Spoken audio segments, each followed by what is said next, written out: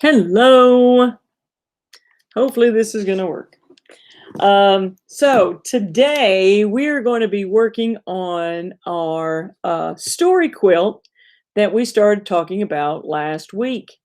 We talked about Faith Ringgold and the G's Been Quilters and emphasis and balance. Faith Ringgold, that really cool artist, lives up in New York that has written Tar Beach and many other children's books, but they also come from her fabulous story quilts, okay, which I think are just outstanding. You see in this quilt here, she's taken some identical fabric to make the border. In some of these other fabrics, it's different things. She's written her story differently. In this one, it's every other square. In this one, she's written up in the sky. Let's see. This one, she's written her story in two rectangles that go down the side. Isn't that beautiful? That's really beautiful. So we want to be able to create our story quilt. And our story quilt is going to be a little bit smaller. Now, that's okay. My story quilt, I'll tell you about in just a second. We want to get this part done today and get our brainstorm for our story done today. So for our quilt, the quilt part, we're going to be making the fabric pieces, the paper fabric pieces that go around the outside. And we want to create a lot of different kinds of designs. You saw in some of Faith's where she had some of the same pieces together on an edge. Totally up to you as to how you make that. We're going to go over that today. And then the idea of what goes in the center. Now, you were supposed to brainstorm a little bit on that. So we'll come back to my story because we want it to be very simple. And then like my story is like 2 sentences. And my story is when I found my dog Scooter, and she was a puppy and she was in the middle of the road. And it says, while traveling in front of a bus, I found a lost puppy with no home. I took her to my house and called her my Scooter because we actually went door to door. We couldn't find anybody who had lost a puppy or wanted a puppy. So she became my puppy.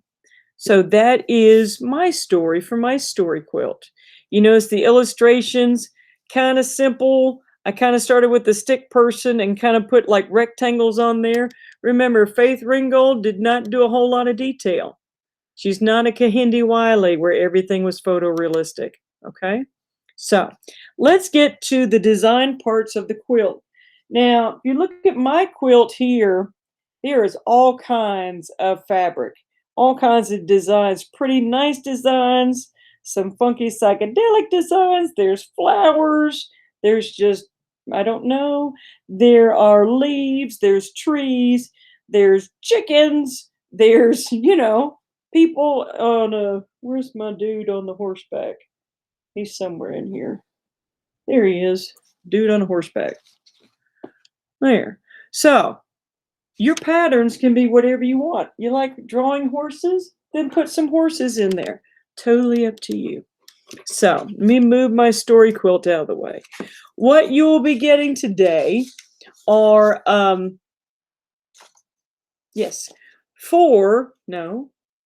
three. You're going to be getting 3 pieces of paper. Sorry, brain.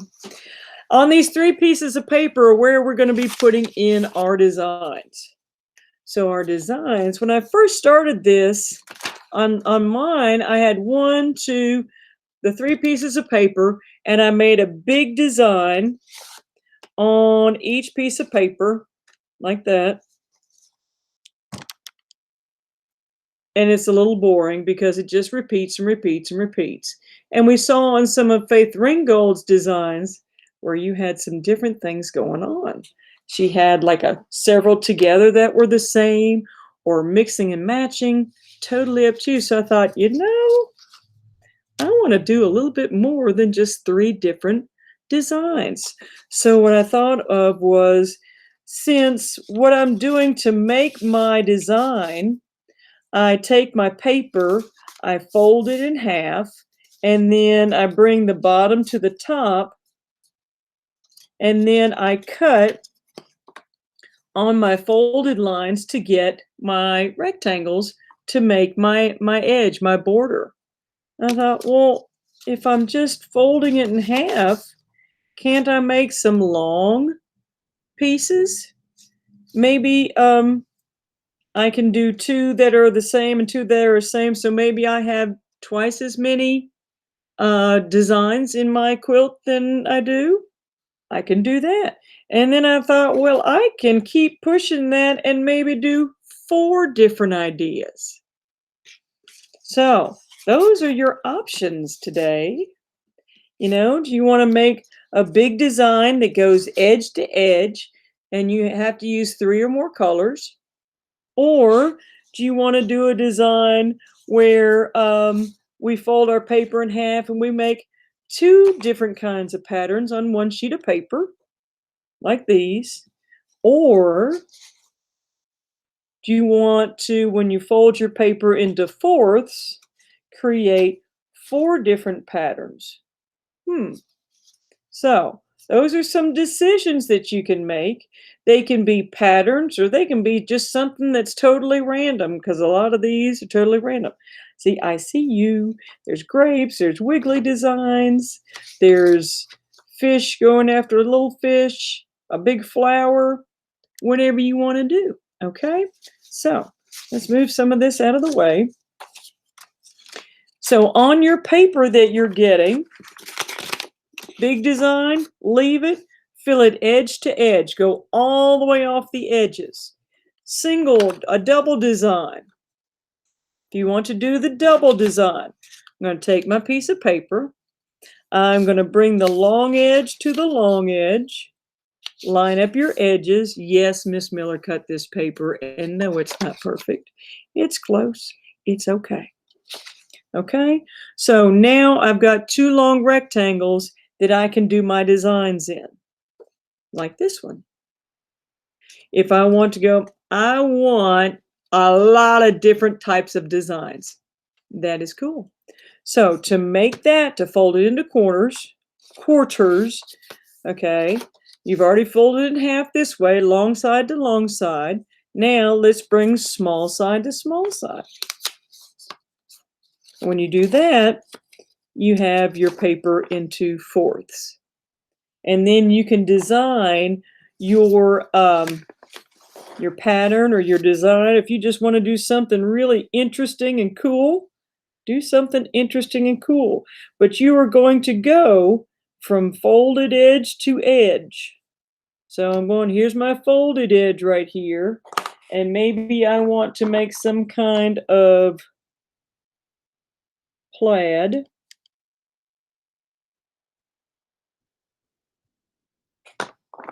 You can make any kind of design that you want.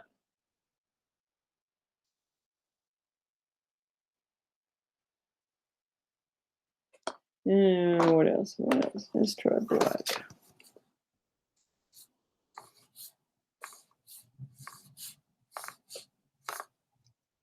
You know, if I like that, maybe I want to make bubbles.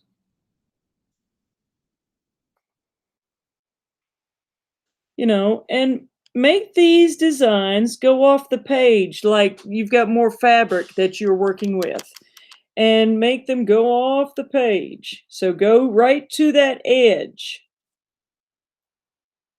Like there's so much more of that design, I just can't capture it all.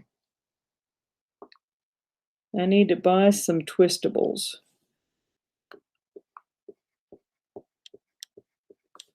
My kingdom for some twistables. All right, so that's one color. Ooh, I like that color. Let's peel some paper. All right. How about some stars? See what I'm saying? Just random fun. Random fun. Don't you want just some random fun where you get to just color and create? Now, for those of you that may have markers, that's all fine and good. The thing about having markers, well, not having crayons, crayons, you can go on over your other colors and it's not going to mess up your crayons. The white crayon works kind of cool too. I kind of like the white crayon, does some neat stuff. Of course, it's not going to show up very well on the yellow, will it? Oh, a little bit. So make sure that your colors that you're using are, that's kind of cool, nice and heavy. Make sure that you're, keep breaking. This is why I need twistables. I don't know my own strength. Okay. Yes, I did another plaid. There we go. You know, and maybe you just want to make something that's just fun.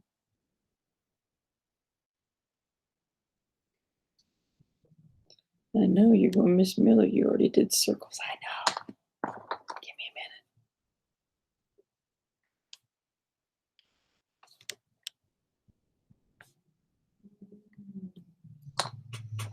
a minute. Okay. So once you get yours, no, another color.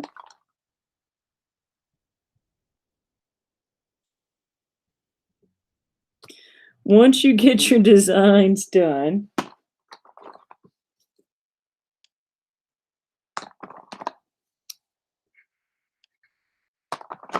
then we can, you want to get all three of these done. We need another color.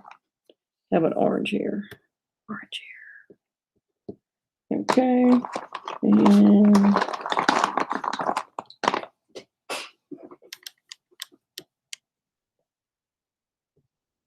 just an extra something, added color to make it look interesting. Because with all these fun patterns and designs that are going around the edge of your quilt, it's going to help focus the viewer into the center of your quilt where your design goes. Okay. Now, once you have all three of your papers colored, going edge to edge, whether it's solid, double, or quadruple. Once you have that done, you're going to be given an envelope. I know it's a piece of paper. It's either taped or stapled. You're going to put your name on that. And time willing, you are going to cut your squares on that folded line. Okay, if you have to refold it to see where they are again, refold it, cut on that folded line so that you get, let's see, 4 times 3 is how many? Right, 4 times 3, 4 times 3, 4, 4 is 8, 8 and 4 is 12. So we're going to have 12 of these little rectangles. That's why we need an envelope. So you're going to put those 12, you know, and if you find out, I'm not going to have enough time, everything is going in your envelope. Now, you had an idea page last week to kind of brainstorm what's the story I'm going to tell. So I told you my story. You know, it can be as exciting or as interesting. It's about you. So it's going to be interesting. So on your idea page, and I was even doodling on my envelope here, what I wanted to do. And then you can write down, okay, where am I going to write my story? So I made up a little idea page here on where I can write the sentences or two for my story. So we already know we have a border. Okay. So where do you want to tell your story? Do you want to kind of designate an area that goes around the edge of the inside of your quilt border to tell your story? Do you want to kind of line off a left side or right side, whichever you want, to tell your story? You know, our space is only 5 inches by 8 inches. So, you know, it's going to make our area to draw a little bit smaller. That's okay. This one's kind of a comic book type, you know, where you can divide it in half and then into sixth, and then you can write your story. Maybe it's individual people. Remember, she did some individual people stories. Maybe that's what you want to do.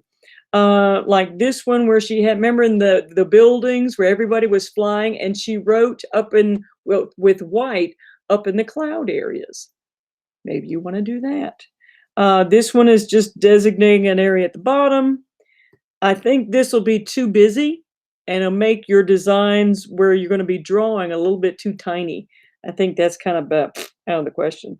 And then there was another one where, remember, she had the rectangle at the top and at the bottom, and the story and the illustration in the center.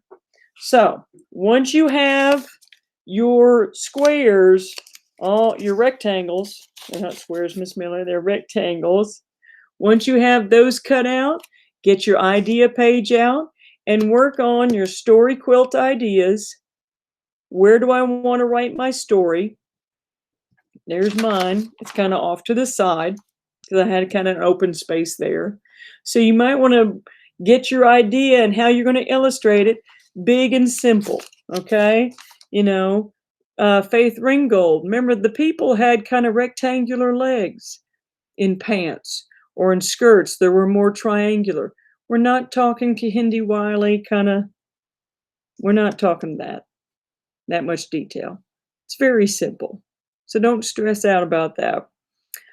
You know, I was thinking maybe it was the first Christmas that my aunt was down, or when she moved in with me, or maybe when I was little and I went to the beach. What is something cool that you want your story quilt to be about? Okay, so have fun making your patterns and all your designs, and then get working on your story quilt ideas. You can kind of freeze this frame here to get your ideas on that. All right, and then we will next week, we will come back in, get your illustration done, and start gluing on our quilt that goes on the side. I was trying to think about doing stitches, just drawing stitches if you wanted to. I don't know. It's an experiment. It's developing. It's percolating. So have fun doing all your fun patterns and brainstorming your story quilt ideas, and I will see you next week.